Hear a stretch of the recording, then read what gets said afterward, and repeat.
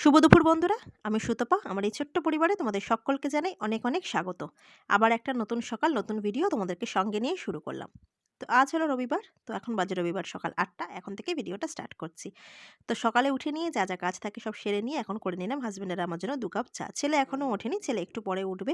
ও যেহেতু অনেকটা রাত করে পড়ে, ওই রাত্রিবেলা ২টো-২.৩০ অবধিও মোটামুটি পড়ে, যেহেতু ভোরবেলা মানে ভোরের ওঠার অভ্যাসটা ওর কোনোদিনই নেই।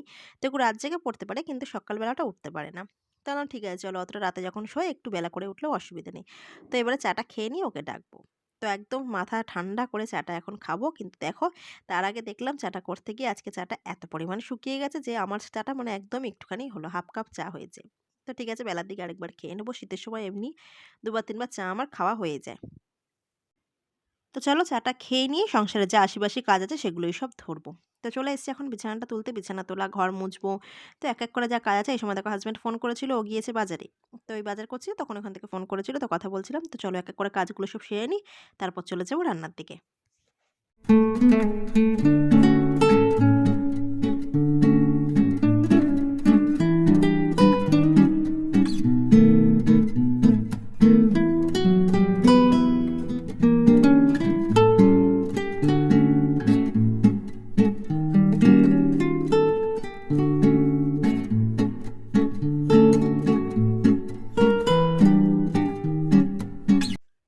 টিফিনে ছেলেকে দিলাম একটা বনরুটি, ২ টো ডিম হাফ বয়েল করে দিয়েছিলাম, ১ গ্লাস দুধ। এটা খেয়েও এখন পড়তে বসেছে, আর আমি এখন চলে এসেছি রান্নার দিকে। বাসি কাজ সবকিছু কমপ্লিট, একদম কাচা, ধোয়া, ঘর মোছা সবই হয়ে গেছে। তো আজকে রান্নায় করব মাংস। একদম দুবেলার মধ্যেই মাংস করে নিয়েছি। ১ কেজির মতো মাংস এনেছিল। মাংসটা বেশি করে রাখলে রাত্রিবেলা কটা রুটি করে নিলে নিশ্চিন্ত।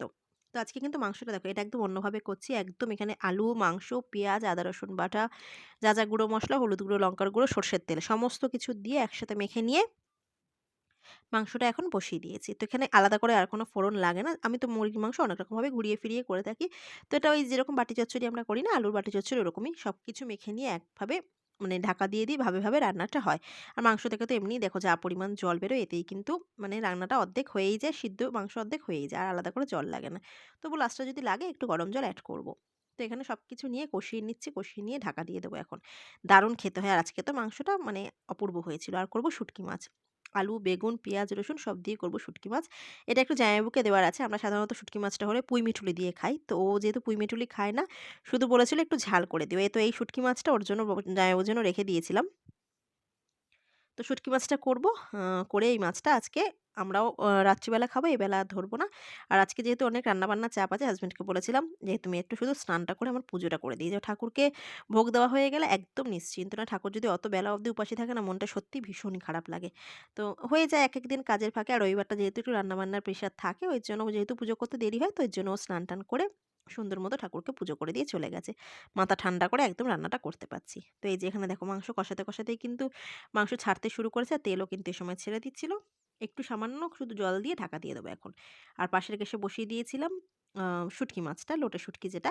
তো শুঁটকি মাছটা এখন ভাজা করছি। একটা গরম জল করে মানে ফুটন্ত গরম জলে ৮ থেকে ১০ বার মাছগুলোকে আমি ভালো করে ধুয়ে নিই। তারপর কিন্তু ভালো করে ভেজে নিয়ে রান্নাটা করি। আর মাংস দেখো এখানে হয়ে এসছে, যেমন অপূর্ব কালার ধরেছে, খেতেও আজকে খুব ভালো হয়েছিল। আর এভাবে সবকিছু মেখে একেবারে বসিয়ে দিলে কিন্তু সেই মাংসের স্বাদ কিন্তু অনেক ভালো হয়। তো ওদিকে ওটা হচ্ছে, আর এখানে এই যে পেঁয়াজ ভেজে নিয়ে, পেঁয়াজ, রসুন সব ভেজে নিয়ে আলু, বেগুন একসাথে দিয়ে দিয়েছিলাম। সব গুঁড়ো মশলাগুলো এবারে দেবো। দিয়ে মাছটা দিয়ে নাড়াচাড়া করে জল দিয়ে ঢাকা দিয়ে দেবো। ব্যাস একদম সিম্পল। আর শুঁটকি মাছটা শুধু মাছটা ধুতে ভাজতে যেটুকু সময় লাগে, বাকি রান্না করতে কিন্তু খুব একটা বেশি সময় লাগে না। তো আরেকদিন করব পুঁই মিঠুলি দিয়ে, যদিও একদিন খাওয়া হয়ে গেছে, তো আরও একদিন ইচ্ছা আছে করার। তো এখানে দেখো শুঁটকি মাছটা হয়ে গেছে। একদম শুঁটকি মাছ মানে কষা, কষা করে আলু বেগুন দিয়ে ঝাল। তো এই টিফিন বক্সে তুলছি এটা জামাইবাবুর জন্য, তারপর আমাদেরটা তুলে রাখবো। আমরা ৩ জনই কিন্তু শুঁটকি মাছ খেতে আমার ঘরে সবাই খুব ভালোবাসি। তো বলেছি এটা থাক, এটা আর এবেলা ধরবো না, রাত্রিবেলা হয়ে যাবে। তারপর রবিবারে একটু বেশি রান্না থেকেই যায়, যেটা আমার আবার সোমবার হয়ে যায়। তো এইভাবেই আরকি মিলিয়ে মিশিয়ে হয়ে যাবে। আবার গতকালের একটু ডাল রয়েছে।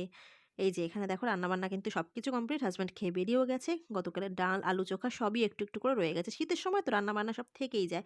আর ভালোও থাকে। তাই ওর জন্য একটু করে নিয়েছিলাম বেগুন ভাজা, ডালের সাথে খাওয়ার জন্য একটু পাঁপড় ভাজা। আর এই যে এখানে শুঁটকি মাছের ঝাল। মাংসটা কড়াইয়ের মধ্যেই রয়েছে।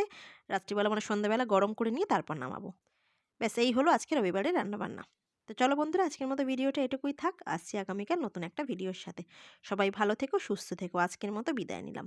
টাটা।